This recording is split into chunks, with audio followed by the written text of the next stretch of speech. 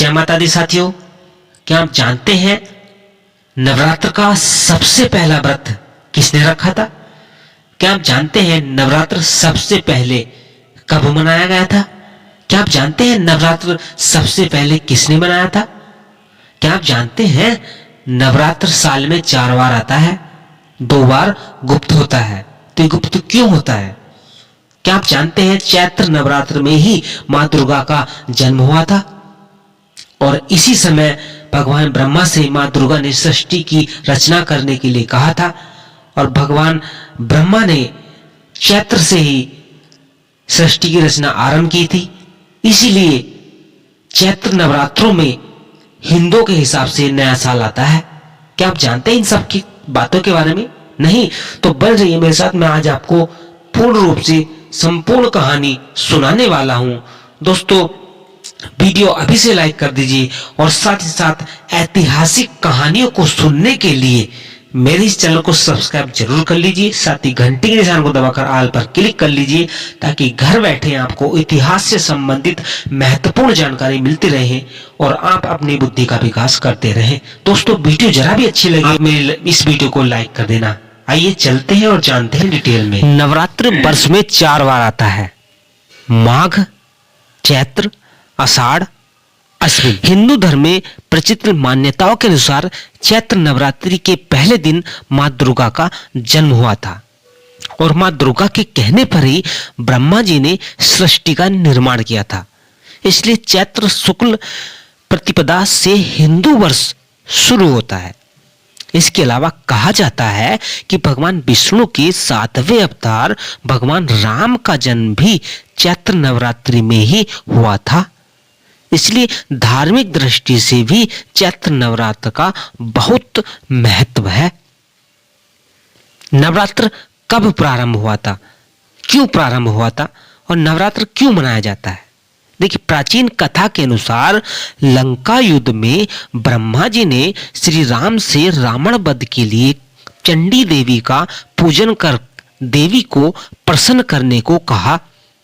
श्री राम ने ब्रह्मा जी द्वारा बताए गए नियम अनुसार चंडी पूजन और हवन हेतु दुर्लभ 108 नीलकमल की व्यवस्था की। वहीं दूसरी ओर रावण ने भी अमरता के लोभ में विजय कामना से चंडी पाठ प्रारंभ किया। यह बात इंद्रदेव को पता चल गई। इंद्रदेव ने ये बात पवन देव के माध्यम से श्री राम के पास पहुंचाई और परामर्श दिया कि चंडी पाठ यथासंभव हर हाल में पूर्ण होना ही चाहिए। इसमें कोई व्यवधान या कोई रुकावट नहीं आनी चाहिए। इधर हवन सामग्री में पूजा स्थल से एक नीलकमल रावण की मायावी शक्ति के माध्यम से गायब हो गया और राम का संकल्प टूटता सा नजर आने लगा। भय इस बात का था कि देवी मां अगर रुष्ट हो गई तो सर्वनाश हो जाएगा। दुर्लभ नीलकमल की व्यवस्था तत्काल करनी असंभव थी। तब भगवान राम को सहज ही स्मरण हुआ कि मुझे लोग कमल नयन नवकंचन लोचन कहते हैं, तो क्यों ना संकल्प पूर्ति हेतु एक नेत्र ही माता को अर्पित कर दिया जाए। प्रभु राम ने इस भावना को मन में लेकर भावपूर्ण तरीके से अपने तुणीर से एक बाण निकालकर अपना नेत्र निकालने के लिए जैसे ही उन्होंने हाथ आगे बढ़ाया, देवी उनके भाव को समझकर, उनके भाव को देखकर प्रसन्न हो गई और प्रकट होकर कहा, हे राम, मैं तुम पर प्रसन्न हूं। और माता ने राम को विजयश्री का आशीर्वाद दिया और राम से कहा कि हे राम, तुम्हारी विजय होगी।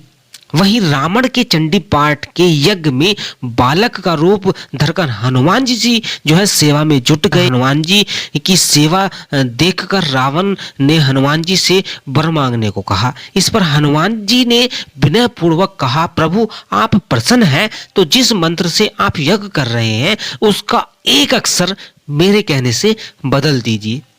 रावण इस रहस्य को समझ नहीं सका और तथास्तु कह दिया। मंत्र में जय देवी भूर्तिहरिणी, जय देवी भूर्तिहरिणी में है के स्थान पर कै उच्चारित करें। हनुमान जी ने कहा यही मेरी इच्छा है। रावण ने उनकी इच्छा मान ली। भूर्तनी यानी कि प्राणियों की पीड़ा हरने वाली, कारणी का अर्थ हो गया प्राणियों को पीड़ा करने वाली, जिससे देवी रुष्ट हो गई और रावण का सर्वनाश करवा दिया। हनुमान जी महाराज ने इस लोक में है की जगह कह करवाकर रावण के यज्ञ की दिशा ही बदल दी। इस पर्व से जुड़ी एक अन्य कथा के अनुसार देवी दुर्गा ने भैंसा रूपी असुर अर्थात महिषासुर का वध किया था। पौराणिक कथाओं के अनुसार महिषासुर के एकाग्र ध्यान से बाध्य होकर देवताओं ने उसे अजय होने का वरदान दे दिया और उसे वरदान देने के बाद देवताओं को चिंता हुई कि वह अपनी शक्ति का गलत प्रयोग करेगा और प्रत्याशित प्रतिफल स्वरूप महिषासुर ने नरक का विस्तार स्वर्ग के द्वार तक कर दिया और उसके इस कृत्य को देख देवता विस्मस्य की स्थिति में आ गए। महिषासुर ने सूर्य, इंद्र, अग्नि, वायु, चंद्रमा, यम, वरुण और अन्य देवताओं के सभी अधिकार छीन लिए और स्वयं स्वर्गलोक का मालिक बन बैठा। देवताओं को महिषासुर के प्रकोप से पृथ्वी पर विचरण करना पड़ा तथा महिषासुर के इस दुस्साहस से क्रोधित होकर देवताओं ने देवी दुर्गा की रचना की। ऐसा माना जाता है कि देवी दुर्गा के निर्माण में सारे देवताओं का एक समान बल लगा। महिषासुर का नाश करने के लिए सभी देवताओं ने अपने अपने अस्त्र देवी दुर्गा को दिए और इन देवताओं सम्मिलित प्रयास से देवी दुर्गा और बलवान हो गई थी और इन 9 दिनों में देवी महिषासुर संग्राम माना जाता है। अंततः महिषासुर का वध कर महिषासुर मर्दिनी मां दुर्गा कहलाई। तो कुछ इस तरीके से नवरात्रों के जो है प्राचीन कथाएं मिलती हैं। तो कुछ इस तरीके से देवताओं के ज्योतिपुंज मात्र से माता की उत्पत्ति मानी जाती है और भगवान राम के माध्यम से माता की पूजा की गई। तो इस तरीके से माता की पूजा की शुरुआत मानी जाती है। और अगर माता के नवरात्रों की हम बात करें तो प्राचीन वैदिक काल से पहले से यह पूजा चली आ रही है और वर्तमान में यह जो है व्रत, मेले और तीर्थ यात्राओं के रूप में परिवर्तित हो गई है। दोस्तों अगर ये कहानी आपको अच्छी लगी तो प्लीज वीडियो को लाइक कर दीजिए, चैनल को सब्सक्राइब करके घंटी के सामने दबाकर ऑल पर क्लिक जरूर कर लीजिए ताकि घर बैठे आपको भारतीय इतिहास की महत्वपूर्ण जानकारी मिलती रहे और आप इनका लाभ उठाते रहे। नमस्कार, जय माता दी।